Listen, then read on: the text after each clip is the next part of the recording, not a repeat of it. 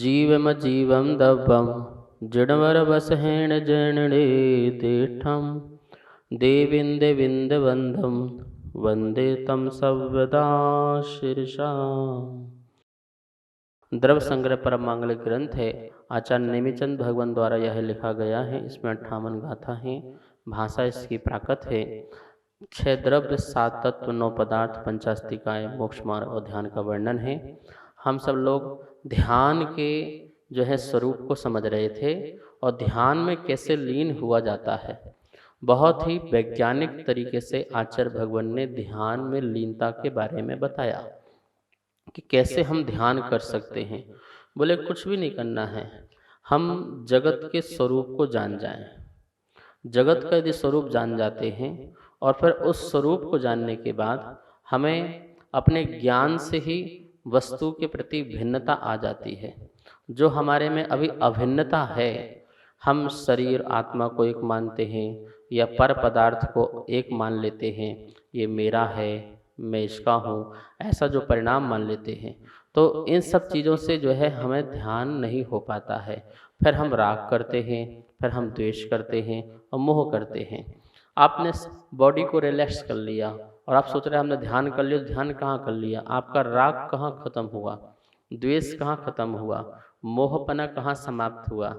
ध्यान रखना, ध्यान वही है जहाँ कसाय का अंत हो, कसाय का अभाव हो।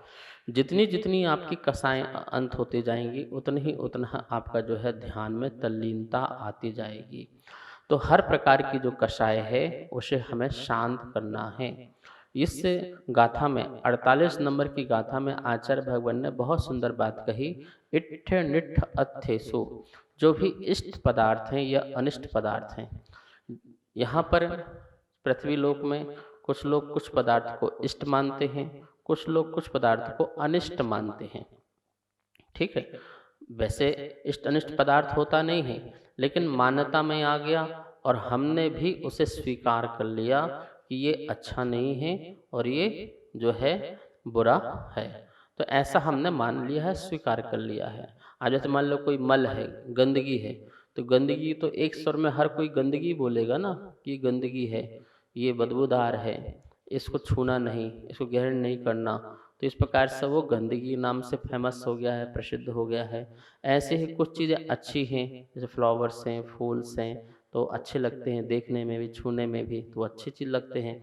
तो संसार में ऐसी बहुत सारी वस्तुएं हैं जो हमारे ही राग द्वेष के कारण क्या हो गई हैं, किसी को अच्छा नाम पड़ गया है और किसी को बुरा नाम पड़ गया है। तो हम जब जब भी इन अच्छे बुरे चीज़ों से मिलते हैं और यह निमित्त मिलता है, तो हम उनसे किसी से घृणा करने लगते हैं और किसी से प्रेम करने लगते हैं। जब तक ये घृणा और प्रेम हमारे मन में बना रहेगा, तब तक कहीं ना कहीं आकुलता रहेगी, और आकुलता रहेगी तो ध्यान में स्थिरता कैसे आएगी? आत्मा में स्थिरता कैसे आएगी? ध्यान क्या है? आत्मा की स्थिरता का नाम ही तो ध्यान है। और आत्मा की स्थिरता कब आएगी? जब हमारा जो उपयोग है वो अशुद्ध ना हो। अशुद्ध उपयोग कभी घृणा से, कभी प्रेम से, इन भावों से आता है।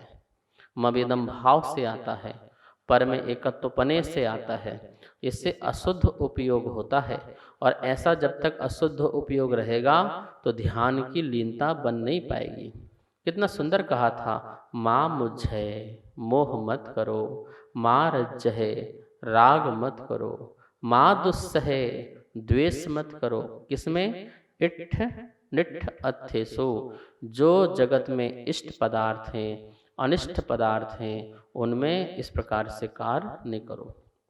आचार्य गुरुदेव विद्यानंद महाराज जी कहते हैं कि ये गाथा बहुत ही सुंदर गाथा है न। कितनी सिंपल भाषा में, परिभाषा में आचार्य भगवान ने ध्यान की सिद्धि बताई है। और नेमिचंद स्वामी कहते हैं कि तुम्हें एक ध्यान की बात नहीं कर रहा हूँ, विचित्र झाणप सिद्धि। ये तुम अनेक प्रकार के ध्यान की सिद्धि करना चाहते हो, एक दो ध्यान की बात नहीं, अनेकों प्रकार के ध्यान की सिद्धि करना चाहते हो, तो यही उपाय है। वो जोर लगा के कहते हैं, जय चित्तम, जय चित्तम, थिरम इच्छा ही, यदि तुम सचमुच में चित्त को स्थिर करना चाहते हो, लोग आते हैं बोलते हैं महाराज जी मेरा मन नहीं लगता मन माला में, मेरा पूजा में मन नहीं लगता है, तो मन कैसे लगेगा भाई? आप यहाँ बैठते हो, राग घर से बना रहता है, परिवार से बना रहता है, भोगों से बना रहता है, धन दौलत से बना रहता है, तो इस प्रकार से आपका राग तो आपके अंदर बैठा हुआ है। अब आप चाहे मंदिर में बैठो, चाहे धर्मशाला में, चाहे तीर्थों में, चाहे गुरु की सन्निधि में, थोड़ा बहुत फर्क आएगा, लेकिन फिर भी आपका राग अंदर बैठा है, तो फिर ध्यान कहाँ लगेगा? निश्चित ही है कि माला करते करते भी मन यहाँ वहाँ चला ही जाएगा। ये बिल्कुल शल्य चिकित्सा की है आचार्य ने कि ध्यान की सबसे बड़ी पद्धति है। क्या पद्धति है? कि माँ मुज्जय माँ रुज्जय माँ दुस्सह इट्ठ नट्ठ थेसो। ये बिल्कुल एक लाइन आप याद कर लेना, माँ मुज्जय माँ रज्जय माँ दुस्सह इट्ठ निट्ठ अथेषु। जो भी अनिष्ट पदार्थ हैं उन सब में मुझे मोह नहीं करना। मोह मतलब मेरा, ठीक है, मोह मतलब मेरा, और राग मतलब अच्छा, द्वेष मतलब बुरा। इन सब की जो है परिभाषाएं भी एक बार यहाँ पर देख लेते हैं। यहाँ लिखा है राग इष्ट पदार्थ में प्रीति रूप परिणाम होना राग है। जो भी इष्ट पदार्थ होता है उससे प्रीति रूप परिणाम, प्रीति मतलब प्रेम, बहुत लगाव होता है। जैसे परिवार में हर किसी से नहीं होता, पर किसी व्यक्ति से ऐसा होता है कि उससे 10 बार फोन में बात करते हो, मिलने जाते हो 10 बार मिलने जाते हो, और जो भी कोई वस्तु खरीद के लाते हो सबसे पहले उसके बारे में ज़रूर सोचते हो कि उसको ज़रूर देना है, ठीक है ना। तो ये क्या हो गई?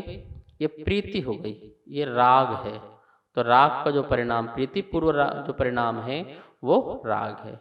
द्वेष, यहाँ लिखा है द्वेष, अनिष्ट पदार्थ में अप्रीति रूप परिणाम होना द्वेष है।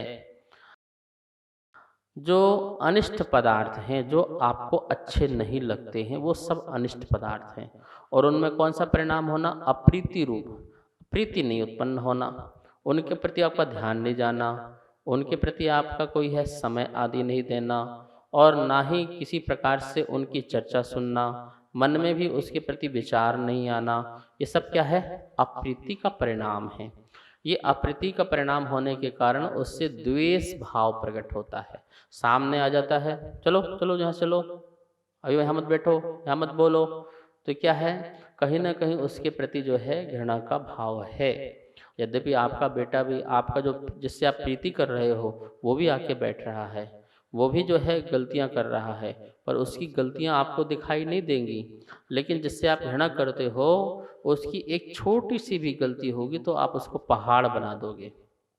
घर में 2 बच्चे हैं, एक से आप बहुत राग करते हो, एक से आप बहुत द्वेष करते हो, तो आपका जो जिससे राग करते हो यदि उससे बहुत बड़ा नुकसान भी हो जाए, कोई बात नहीं बेटा, कोई बात नहीं, चलो ठीक अच्छा है, बाद में कर लेंगे, अच्छा हो जाएगा, चिंता मत करो, टेंशन मत लो, कोई बात नहीं, ठीक है ना।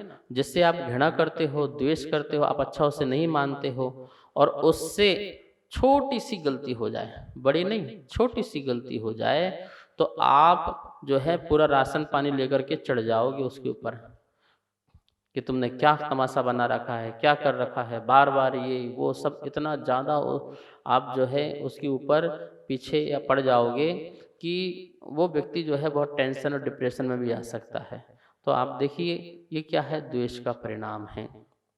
तो प्रीति और अप्रीति जब ऐसा परिणाम रहेगा, अब माला करते रहो, माला करोगे तो एक प्रीति एक अप्रीति जाएगी, राग द्वेष परिणाम चल रहे हैं। अब वो तो उंगली से दाने यहाँ वहाँ हो रहे हैं, बस लीनता नहीं आ रही, स्थिरता नहीं आ रही।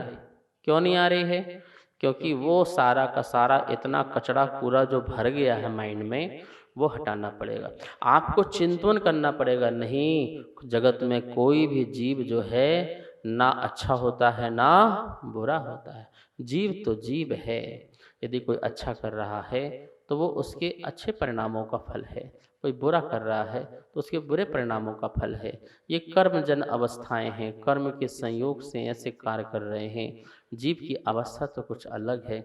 ऐसा ध्यान, ऐसे चिंतन से यदि इस प्रकार का चिंतन आता है तो आचार्य भगवान कह रहे हैं यही तो ध्यान है। यही ध्यान है जो आप चिंतन कर रहे हैं कि किसी प्रकार से आप विषम परिणाम नहीं ला रहे हो, ये आपका ध्यान हो जाता है। ठीक है, तो ये बहुत ही आध्यात्मिक रूप से ध्यान है और इसी से ही आत्मा जो है सुखी होती है। अब मोह, मोह किसे कहते हैं? यहाँ लिखा है मोह का अर्थ मूर्छा है। अपने स्वरूप को भूलकर पर वस्तु में ममत्व भाव होना मोह है। जो आत्मा को मूर्छित कर देता है उसे मूर्छा कहते हैं। मोह क्या है? मोह का अर्थ है मूर्छा। और आचार्यों ने कहा है मूर्छा परिग्रह, मूर्छा ही परिग्रह है। जगत में और कोई परिग्रह नहीं है। बाह्य का परिग्रह तो परिग्रह है ही है, द्रव परिग्रह, लेकिन भाव परिग्रह क्या कह रहे हैं? मूर्छा का भाव। मूर्छा मतलब ममत्व बनना, मेरापन। ममत्व मतलब मेरापन। मेरापन, घर से मेरापन, परिवार से मेरापन, बच्चों से, धन दौलत संपत्ति से, दुनियादारी से, पद से, इन सब से क्या है? मेरा जो पन है ये मेरा है। शरीर से, वस्त्रों से, धन आभूषण आदि से, ये मेरा है, ये मेरे हैं। तो इस प्रकार का जो मोह का परिणाम है, ये परिणाम भी तो कहाँ माला में मन टिकने देगा, कहाँ ये पूजा पाठ में मन को लगने देगा, कहाँ आत्मा की तल्लीनता आने देगा, कहाँ स्वाध्याय में जो है चित्त लगेगा। तो इसलिए आचार्य ने कहा है चित्तमेव संसारः। संसार क्या है? चित्त ही संसार है। क्योंकि तुम्हारा जो चित्त है राग द्वेष मोह में फंसा हुआ है, तभी तो बाहर संसार जो है बना हुआ है। आप मेरी बात समझ में आ गया ना? मैं क्या कहना चाह रहा हूँ कि राग द्वेष जो मोह है इष्ट अनिष्ट पदार्थों में जब तक होते रहेंगे तब तक ध्यान नहीं हो सकता। ध्यान क्या है? किसे कहते हैं ध्यान? यहाँ लिखा देखिए, ध्यान समस्त अन्य पदार्थों से चित्त को अलग करके एक ही विषय में चित्त एकाग्र करना, स्थिर करना ध्यान है। समस्त पदार्थों से अपने चित्त को अलग करना। बोलो भैया, सब पदार्थों से अपने चित्त को अलग कैसे करोगे? अपने घर मकान से, अपने परिवार बच्चों से अपने मन को अलग कैसे करोगे? कोई उपाय है तुम्हारे पास? कोई है? किसी के पास उपाय है? या कोई तुम्हें अलग कर पाएगा? कोई दूसरा व्यक्ति तुमको अलग नहीं कर पाएगा। तुम ही अपने को उससे अलग कर पाओगे। कैसे कर पाओगे? कैसे कर पाओगे? तत्व ज्ञान के बल से, यथार्थ ज्ञान के बल से, सम्यक ज्ञान के बल से ही अपने को अलग कर पाओगे। जब आपको यथार्थ ज्ञान हो जाएगा, कौन सा ज्ञान हो जाएगा? यथार्थ। कैसा यथार्थ ज्ञान हो जाएगा? कि देखो भैया, जगत में जो वस्तुएं हैं उसमें मेरा परमाणु मात्र का भी अधिकार नहीं है। एक परमाणु मात्र का भी मेरा उसमें अधिकार नहीं है।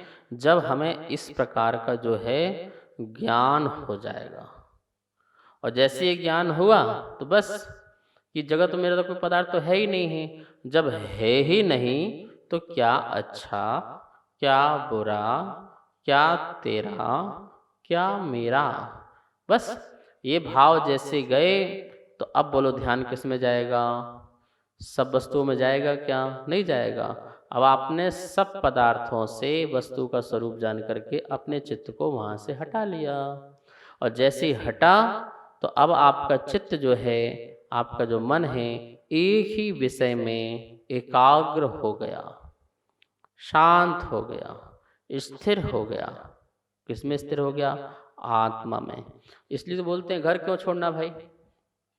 घर क्यों छोड़ना है? घर में रहोगे तो परिवार से, परिग्रह से मोह तो आएगा ही आएगा, राग द्वेष तो आएंगे ही आएंगे। उस वातावरण में रहेंगे तो राग द्वेष मोह पैदा होंगे, और जब राग द्वेष मोह पैदा होंगे तो ध्यान में लीनता नहीं आएगी। इसलिए तो आचार्यों को कहना पड़ा कि गृहस्थ जीवन में ध्यान नहीं हो सकता। अब आप बोलेंगे लो, हमने तो ऐसे ऐसे लोगों को देखा है गृहस्थ में बड़े ध्यान में लीन रहते हैं, घंटों घंटों बैठे रहते हैं, 5-5 घंटे एक एक दिन बैठे रहते हैं, ध्यान में ही लीन रहते हैं। वो ध्यान में लीन नहीं होते हैं। ध्यान में तब लीन होंगे जब राग द्वेष मोह नहीं होगा, ठीक है ना। वो तो किसी न किसी प्रकार से अपने उपयोग को चेंज करके बैठे हुए हैं। जैसे कहीं पर उपयोग लगा लिया हो शरीर में, अपने श्वास में ध्यान लगा लिया, श्वासों को देख रहे हैं, आ रहे जा रहे आ रहे जा रहे, उसी में देख लगे हुए हैं। लेकिन चित्त में राग द्वेष मोह जो है वो भरा हुआ है कुट कुट के। अच्छा बताओ मुझे, जितने लोग एक एक 2-2 घंटे जो ध्यान में बैठ जाते हैं, 3-3 4-4 घंटे ध्यान में बैठ जाते हैं, जब वो ध्यान से उठते हैं तो करते क्या हैं? क्या करते हैं? दुकान जाना बंद कर देते हैं क्या? घर में खाना बनाना बंद कर देते हैं क्या? शादी पार्टी में एंजॉय करना बंद कर देते हैं क्या? मौज मस्ती बंद कर देते हैं क्या? हंसी मजाक बंद कर देते हैं क्या? वही उनका संसार। देखा जाए तो उनका तो और बड़ा संसार बढ़ जाता है। इसका मतलब ध्यान में गए नहीं थे, ध्यान में जाते तो राग द्वेष मोह समाप्त होता, और राग द्वेष मोह समाप्त होता तो ये बाहर का फिर वही का वही दिखाई नहीं देता। वही लोग जो ध्यान में जाने वाले हैं खूब सजते हैं, खूब संवरते हैं, खूब पार्टी शार्टी करते हैं, नेल पॉलिश, लिपस्टिक, अवक्ष का सेवन, रात्रि भोजन और न जाने क्या क्या काम करते हैं वो लोग। और क्या कहते हैं, हम 2-2 3-3 4 घंटा ध्यान में चले जाते हैं। भाई ध्यान में जाते तो ये सब राग कहाँ से आ गया फिर? सुंदर सुंदर कपड़े, सुंदर सुंदर वस्त्र, सुंदर सुंदर कोठियाँ, घर, ये कहाँ से आ गई फिर? इसका मतलब है राग तो और बढ़ गया, द्वेष और बढ़ गया, मोह और बढ़ गया। तो राग द्वेष मोह घटा नहीं हो, तो मैंने कहा ध्यान में गए।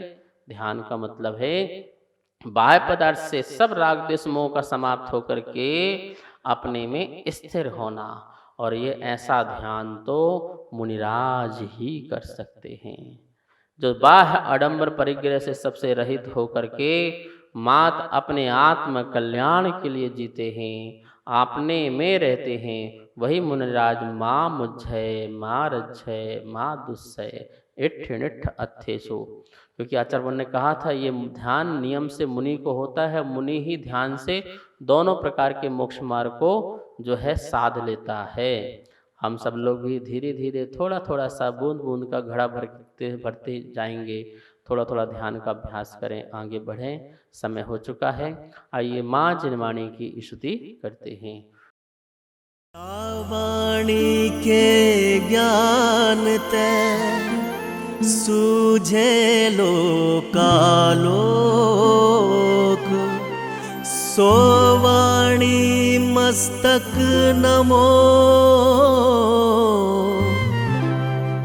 सदा देत हूँ धोख, सदा देत हूँ धोख। सबको बहुत बहुत मंगल आशीर्वाद।